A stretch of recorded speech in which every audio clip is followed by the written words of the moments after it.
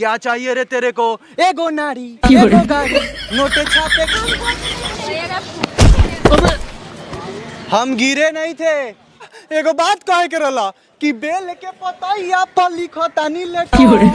अब देखी भोले बाबा कोई दी है।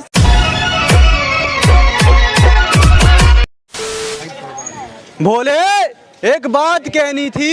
क्या चाहिए रे तेरे को? एगो नारी, एगो गाड़ी, नोटे छापे के मशीन। एगो नारी, एगो गाड़ी, नोटे छापे के मशीन। भोलेनाथ तेरी जय हो, भोलेनाथ तेरी जय हो। क्या चाहते हो?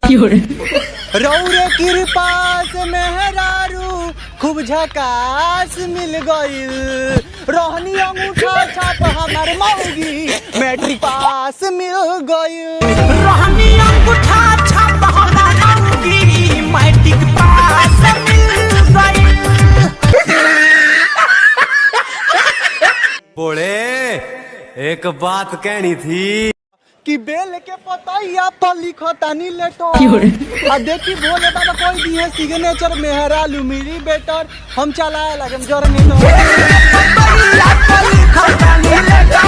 देखी भोले बाबा कोई दी है सिग्नेचर मेहरालू मिली बेटर, मेहरालू मिली बेटर, मेहरालू मिली बेटर।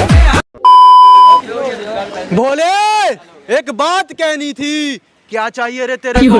एगो नारी, एगो गाड़ी, नोटे। एगो नारी, एगो गाड़ी, नोटे छापे के मशीन। एगो नारी, एगो गाड़ी।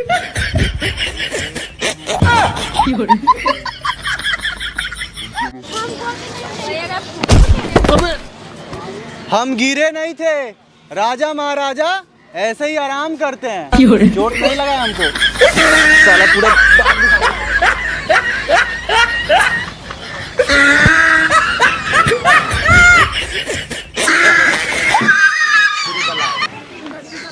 जनाब, पापा बोलते थे कि स्कूल जाना तो लड़की ना पटाना। मैंने भी मैडम को पटा लिया।